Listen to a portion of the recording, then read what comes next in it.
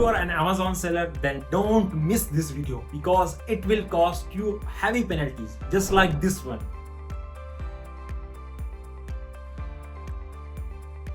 As you know, tax season 2024 already start हो चुका है। हमारे पास बहुत सारी क्वेरीज आ रही हैं 1099 के फॉर्म्स के हवाले से, इसलिए हमने चाहा क्यों ना एक तफसीलन वीडियो बनाई जाए अपनी यूट्यूब फैमिली के लिए भी, ताकि उन्हें भी कंप्लीट गाइडेंस मिल जाए और वो कहीं पेनल्टी का शिकार ना हो जाए। आज की इस वीडियो में हम आपको बताएंगे 1099 का फॉर्म होता क्या है, आपने इसको करना क्या है, इस पर आपने कितना टैक्स देना है, नहीं देना, कितनी पेनल्टी लगेगी and all that stuff. Stay tuned till and ताकि आप कोई भी स्टेप मिस ना करें।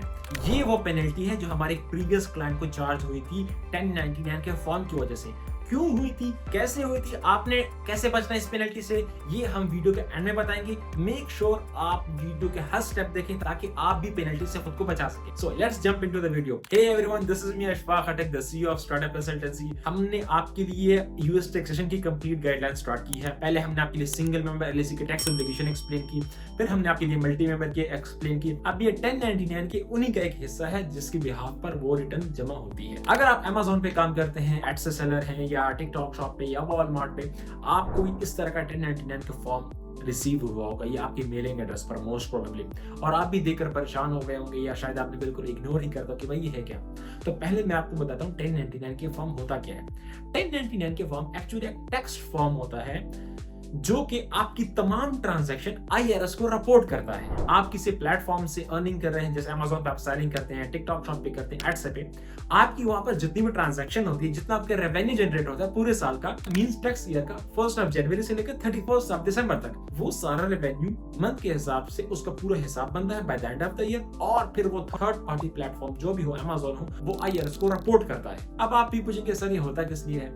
देखिए, आईआरएस कहता है कि भाई आप जो पैसे कमा रहे हो इसमें हमारा भी कट है, हमारा भी हिस्सा दो। हमें पता है कि आप इतनी इनकम जनरेट कर रहे हो, हमें Amazon ने रिपोर्ट पहले से दी हुई है, तो आप इसमें चोरी नहीं कर सकते। ये रूल आईआरएस ने इसलिए लॉन्च किया ताकि आईआरएस टैक्स की चोरी बचा सके। अच्छा, इसमें इंपॉर्टेंट बात, पहले 1099 की जो एलिजिबिलिटी थी, जो इंस्ट्रक्शंस थी, वो ये थी कि अगर कोई पर्सन किसी भी प्लेटफॉर्म पर $20,000 का या 200 ट्रांजैक्शन करे तब उसको 1099 का फॉर्म इश्यू होता था। बट अब आईआरएस ने और भी स्ट्रिक्टनेस कर दी है।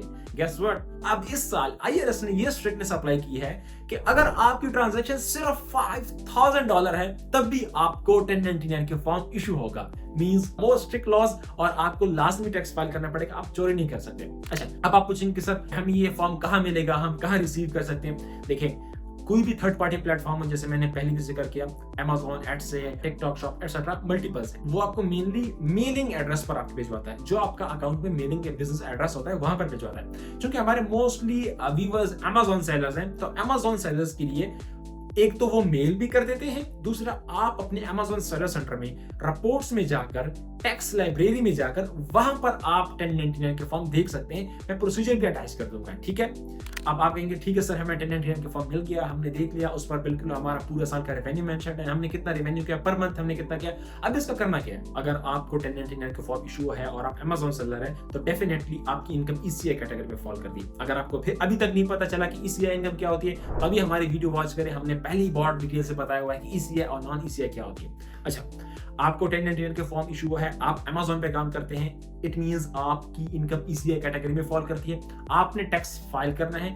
कैसे फाइल करना है? 1040NR के थ्रू, मींस आपने अपनी एलएलसी का खुद टैक्स फाइल करना है। क्यों? क्योंकि आपकी एलएलसी डिसरिगार्ड एंटिटी होती है, वो सिर्फ रिपोर्टिंग रिटर्न फाइल करती है और टैक्स पे नहीं कर सकती, उसके ओनर को वो पास आउट होता है। अब आपने क्या करना है, आप अपने इंडिविजुअल टैक्स फाइल करेंगे, जो कि फॉर्म होता है नॉन यूएस रेजिडेंट्स के लिए 1040NR। उसके लिए ITIN मैंडेटरी है। अगर आपके पास ITIN नहीं है तो आपको ITIN के लिए भी टैक्स रिटर्न के साथ ही अप्लाई करना पड़ेगा, बट इट इज मैंडेटरी, आपको ये फाइल करना होगा। उसमें आपके पास ऑप्शन होते हैं, आपने उधर ये 1099 का फॉर्म शो करना है कि भाई मेरी इतनी सेल्स थी, मेरा इतना एक्सपेंस था, एटसेट्रा एटसेट्रा। सबसे इंपॉर्टेंट बात, यहाँ पर आप चोरी नहीं कर सकते। मैं फिर से बता रहा हूँ, इस 1099 की एक कॉपी आपको आती है और इस 1099 के फॉर्म की एक कॉपी आईआरएस को भी जाती है। आईआरएस को पहले से पता है, लेट्स से आपने $20,000 की सेल की है, तो आईआरएस को पहले से पता है जब आप अपने टैक्स रिटर्न फाइल करें या प्रिपेयर करें, उसमें आप 20,000 से कम नहीं शो करा सकते, क्योंकि आपकी ऑलरेडी रिपोर्ट जा चुकी है आईआरएस को।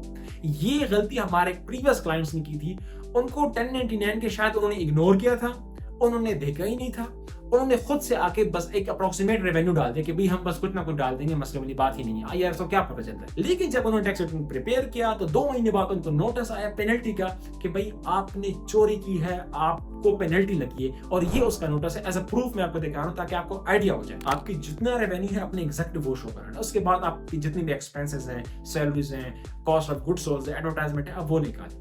ठीक है, तो इस तरह से आपने अपने 1099 के फॉर्म को रिपोर्ट करना है और अपने टैक्स रिटर्न फाइल करना है। सिंगल एमएलसी टैक्स रिटर्न की डेडलाइन हमारे पास 15 अप्रैल 2025 है।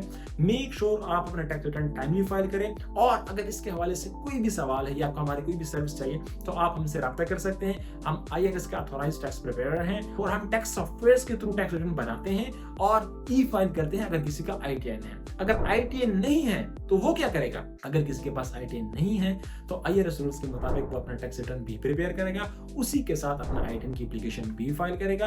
दोनों एप्लीकेशन एक साथ जाएंगी। होगा एटलीस्ट ये कि आपको लेट फाइलिंग पेनल्टी नहीं पड़ेगी, आप टाइमली अपना टैक्स रिटर्न फाइल करेंगे। आई होप ये वीडियो आपको अच्छी लगी होगी। अपने फ्रेंड्स के साथ भी शेयर करें और आज ही अपना Amazon सर्विस सेंटर चेक करें कहीं आपको 1099 का फॉर्म रिसीव तो नहीं हुआ। अगर आपको भी 1099 का फॉर्म रिसीव हुआ है तो हमें कमेंट में जरूर बताएं। Thank you so much.